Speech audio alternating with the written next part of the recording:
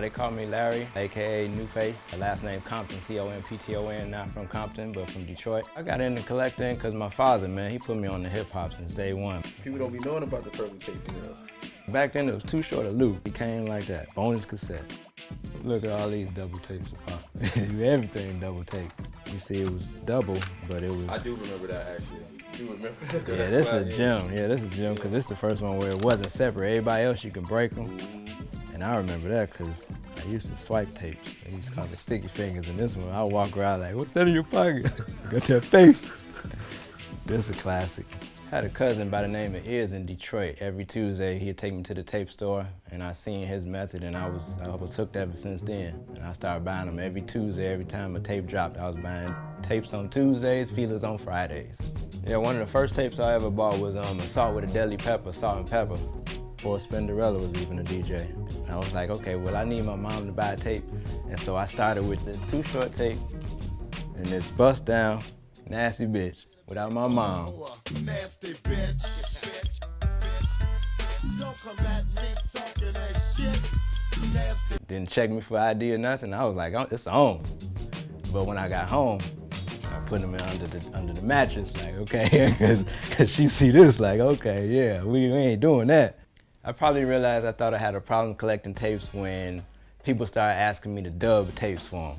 When I was making tapes similar to like these, I was trying to draw the logo. That's probably when I started drawing the track list on the TDK tapes and charging like maybe $5 a dub tape at my house after school. Instead of doing homework, I'm dubbing rap tapes. And in the morning, I was selling Kool-Aid and rap tapes. So I got Tupac all right here. This is all Tupac. This is all my Death Rows.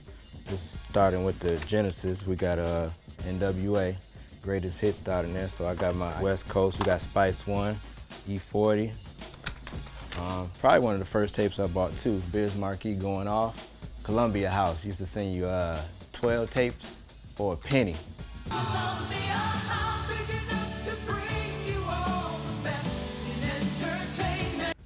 Probably did that about 5 times. I probably had about 12 aliases back then. So that's probably where the bulk of these came from, real talk.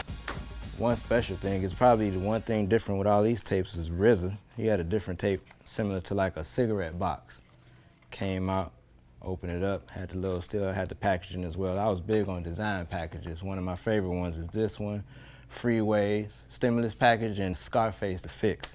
So I got this one, one of my favorites, Scarface the Diary, met him at Art Beats and Lyric at Compound, Atlanta. This was a dope moment as well down in Miami. Art Basel, DMX, ran into across the street, the photographer, the infamous Jonathan Mannion. Took a picture of this and Jay-Z's Reasonable Doubt. So I got him to sign this as well. Then I go across the street to the No Commission show, see my friend Swiss Beats. He signed the other one. I'm like, okay, the Holy Trinity is close to hand. Go outside, see DMX.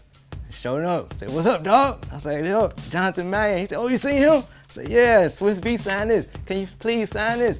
I don't do autographs, dog. Heart crushed, D, but it's all good, because we still got it, still classic album.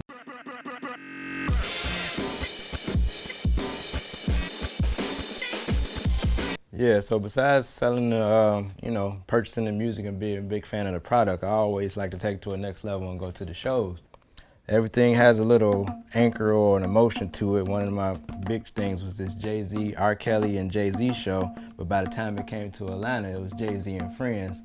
As we all know what happened backstage in Madison Square Garden. Another big moment is the Outkast. I went to that when it was them and Lauryn Hill at the Fox Theater. That was a huge show.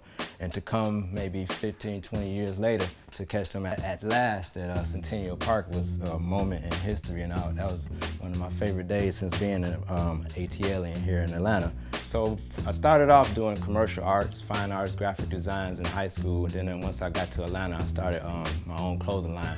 Nuface Clothing started in 1999. Nuface stands for New Underground Fashion, always create excellence, and also now under fashion, all can excel. So I try to flip old things, so hence the term Nuface. So I got a tribe called Nuface just to Just a thank you to the people or the legends of the past, and so that's the piece I did with Sharpie as well. You know, as a thank you to most of the artists that I listen to, that I support, I like to give a gift to the artists, and just as my show, a token of appreciation. I'm big on that, so like one example is acrylic paint I did of Rick Ross. I met him at Best Buy. He got an opportunity to get a print as well. He signed this as well, so this is like a one-of-one. I did these one-of-one Timberlands, Run the Jewels, when that second album dropped to coincide with the release of Run the Jewels 2. So we got the matching Timberlands, Run the Jewels. You do it like that. We got some of your favorite albums included. If you see Far Away, you see it's actually a cassette tape. And then inside the tape, you see AT Aliens, Ready to Die, some of the classic hip-hop albums of our time. That's, again, just a thank you to those artists as well. Artists supporting the artists, that's what I'm all about, man.